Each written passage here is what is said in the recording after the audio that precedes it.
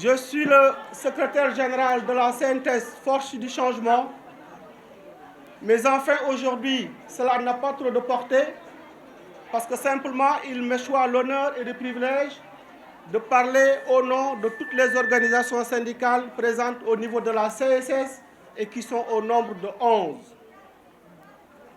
J'aurais pu commencer cette déclaration par une minute de silence ou des l'ikhlas.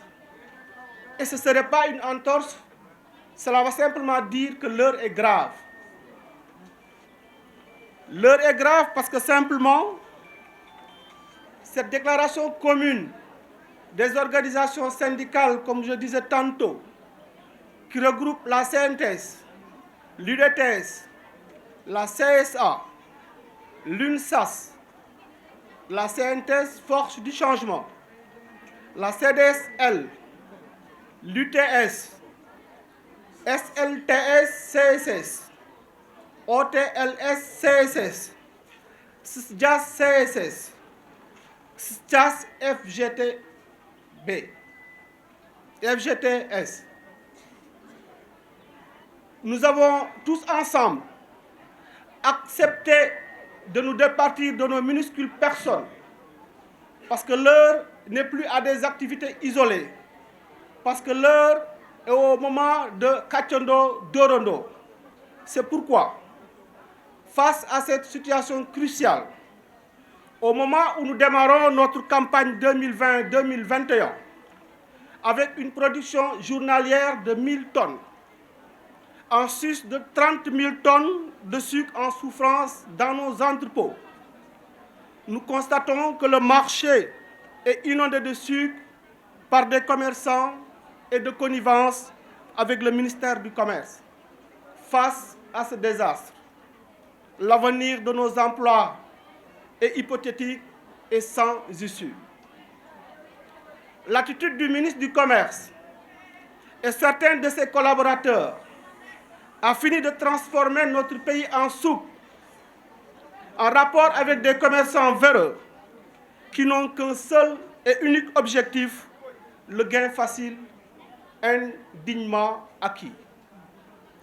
Vu la situation que traverse notre entreprise, les organisations syndicales, debout comme un seul homme, marquent leur farouche opposition face à ce lobby de quelques commerçants. Comme d'habitude, et chaque année, visiter l'histoire ou l'historique, en tout cas du monde du sucre au Sénégal, la CSS a toujours assuré l'approvisionnement de sucre du pays et avait évalué et informé le ministre du Commerce du gap de couverture du marché estimé à 40 000 tonnes à importer. Hélas, le ministre du Commerce a pris sur elle et sans concertation de déclarer 63 000 tonnes, ainsi créant les conditions d'une saturation du marché en sucre. Pour votre information, la CSS a reçu et n'a reçu que 20 900 tonnes de sucre. Les 42 000 tonnes restantes ont été distribuées à des businessmen sans aucune envergure économique, n'ayant créé aucun emploi identifiable. Ceci déjà viole la règle établie de la répartition paritaire du gap entre les commerçants et la CSS. Cette situation a encore plongé davantage notre entreprise dans une longue période de mévente totale. Ainsi, à la veille de l'ouverture de notre campagne agricole, nous avions cru manger notre pain noir. Malheureusement, nous avons commencé dès à présent à remanger ce pain noir parce que simplement, le ministère du Commerce a émis frauduleusement des quantités insuffisantes et impressionnantes de DIPA au profit d'une poignée de commerçants connus dans le trafic, la contrebande, des habitués des palais de justice. Suivez mon regard. Certaines autorités ont également profité de la Covid-19 pour inonder le marché de sucre par des importations bien supérieures aux 10 000 tonnes, pourtant déclarées officiellement. Je pense que les journalistes que vous êtes, vous êtes assez informés, assez outillés pour comprendre ce dont nous parlons. Ce sucre n'est jamais allé vers les populations démunies, impactées par le coronavirus, comme prétendu, mais dans les magasins de ce même club de commerçants. Vous avez vu et vous avez su très tôt, messieurs les journalistes, et même le peuple sénégalais a très vite compris qu'il y avait un corona business. Aujourd'hui, il est évident de s'en rendre compte, parce que le peuple s'en est très vite rendu compte, parce que pendant que la CSS disposait de quantités suffisantes et à moindre coût, ces autorités ont préféré les acheter à l'extérieur et à des prix exorbitants. Cela montre tout le corona business qui maquillait un peu cet apport qu'on voulait apporter, cet apport aux populations démunies face à la maladie de Covid-19. La production de sucre pour cette campagne, quand l'État, quand l'État se comporte de la sorte, pour autant le sucre que pour les pâtes, le riz et l'huile, il n'y a plus de doute que cet État n'a plus pour préoccupation l'emploi et les entreprises locales. Aujourd'hui, il est évident, si cette situation perdure, que la production de cette campagne que nous démarrons nous restera probablement sur les bras si rien n'est fait pour la reprise et sans délai de nos ventes. Trop, c'est trop. Cela fait 8 ans que cela dure, depuis l'avènement de Abdoul Mbaye. Nous en appelons à la réaction rapide et diligente du chef de l'État pour se saisir de ce problème une fois pour toutes et lui trouver les solutions définitives.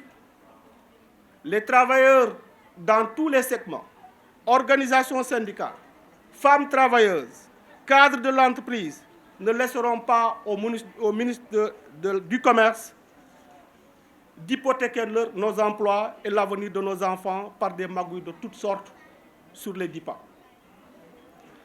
Tuer la CSS, c'est anéantir l'économie de tout un département qui vit de l'activité de l'entreprise. C'est plus de 100 000 habitants impactés, des milliers d'agriculteurs qui bénéficient de l'eau d'irrigation sur 5 000 hectares fournis gratuitement, de l'eau potable aux populations, à des dizaines de villages non raccordés au réseau Sen'Eau. C'est dire que la CSS aujourd'hui est complètement dans ce qu'on appelle a complètement intégré la population de Richard Toll. C'est ce qui justifie les Badianou Gox à cette conférence de presse. Il faut relever que cette conférence de presse n'est pas seulement l'affaire des travailleurs, mais c'est d'abord aussi l'affaire des populations. Et c'est ce qui justifie amplement leur présence en tant que Badianou Gox, eu égard aux actes que la CSS pose pour les populations de Richard Toll. Nos salaires de novembre sont hypothéqués par sa faute, la faute de Madame le ministre du Commerce. Il est hors de question que nos emplois s'en suivent, même si la menace est imminente. Nous demandons par conséquent au chef de l'État de conformer ses actes à cette déclaration. Le développement de l'industrie est la meilleure voie pour résorber le chômage des Sénégalais et notamment celui des jeunes. Mais quel paradoxe!